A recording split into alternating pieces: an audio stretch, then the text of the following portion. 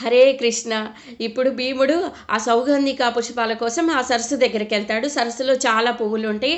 తన ఉత్తరీయం తీసి 100 పువ్వులు కోసి మూట కట్టుకొని స్నానం చేసి రెడీ అవుతాడనమాట వెళ్ళిపోవటానికి. ఇప్పుడు ఆ యక్షులు ప్రత్యక్షమవుతారు. ప్రత్యక్షమయ్యి, ఎవరు నువ్వు? ఈ పూలు ఎందుకు కోసావు? ఈ సరస్సు ఎవరిదో తెలుసా? కుబేరుడి యొక్క సరస్సు, స్నానం చేసే సరస్సు ఇది.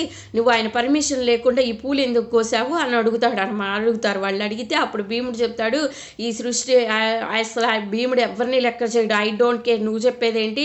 ఈ సృష్టిలో ప్రతి ఒక్కటి నీళ్లు పువ్వులు అందరి సొంతం, నువ్వు చెప్పేదేంటి? నా ఇష్టం అని అంటాడు అనమాట. అసలు భీముడి యొక్క లాజిక్, ఆయన పద్ధతి అసలు చాలా గొప్పదనమాట. ఈ మహాభారతంలో ముందు అసలు ఆయన ఎంత గొప్పవాడో చెప్తూ ఉంటే అర్థమవుతుందన్నమాట. అసలు ఆయన ఎవరిని లెక్క చేయడు. అసలు ఏదైనా సరే ఆయన ధర్మం ఉంటాడు, ధర్మం ప్రకారం ఆచరిస్తాడు, కానీ అధర్మానికి అసలు లెక్క చేయడు. అలా చెప్తాడనమాట. ఏం నువ్వు చెప్పేదని అంటాడు. అయితే యుద్ధం చేయాలని అంటే యుద్ధం చేసి వాళ్ళందరినీ మొత్తాన్ని చంపేస్తాడనమాట. చంపేయంగానే ఇంకా అప్పుడు ధర్మరాజుకి కుడి కన్ను ఎడమ కన్ను కొట్టుకుంటూ ఉంటుంది. కట్టుకొని వాళ్ళ తమ్ముళ్ళకి ఎప్పుడైతే ప్రమాదం ఉంటుందో అప్పుడు ఆయనకి ఏదో ఒక విధంగా అనిపిస్తుంది అనమాట. అనిపించి భీముడు ఎక్కడికి వెళ్ళాడు? అప్పుడు ద్రౌపది దగ్గరకు వచ్చి భీముడిని ఎక్కడికి వెళ్ళాడు కనిపించట్లేదని అంటే, ఒక పువ్వు గాల్లో ఎగురుకుంటా వచ్చింది, దానికోసం తీసుకురమ్మని చెప్పాను, అటు వెళ్ళిపోయాడు అని చెప్పిద్ది అనమాట. చెప్పంగానే మొత్తం వెళ్తారు. ఆ గంధమాన పర్వతం దగ్గరికి వెళ్తే ఇంకా అక్కడ మొత్తం రాక్షసులు చచ్చిపోయి పడి ఉంటారనమాట.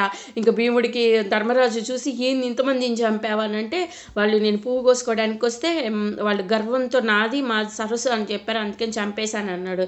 సర్లే నాయనా, బాగానే చేసావు, ఈ అరణ్యవాసులు మొత్తం రాక్షసులు చంపడమే నీ పని అయిపోయింది, పద ఇక్కడి నుంచి అని ధర్మరాజు తీసుకొని వెళ్తాడనమాట. వెళ్ళినాక ఇంకా వాళ్ళు ఏం చేస్తారంటే, ఈ గంధమాన పర్వతం దగ్గర చాలా రోజులు ఉంటారనమాట. కొన్ని రోజులు ఉండి అక్కడ పుణ్యతీర్థాలలో అన్నీ చూసుకొని రోమస మహర్షి చెప్తాడనమాట. ఇలా ఉన్న సమయంలో ఏమవుతుందంటే, ఒకరోజు జటాసురుడు అనే రాక్షసుడు వస్తాడు. వీళ్ళల్లో చేరి వేదం నేర్చుకుంటానని చెప్పి ధర్మరాజుని ఎవరూ లేని సమయంలో చంపడానికి ప్రయత్నిస్తాడనమాట. ఆ జటాసురుని కూడా భీముడు చంపేస్తాడనమాట. కొన్ని రోజులు ఇక్కడ ఉండి తర్వాత వాళ్ళు మాల్వేయత్తు పర్వతానికి వెళ్తారు. అక్కడ ఏం జరుగుతుందో చెప్తాను. హరే కృష్ణ.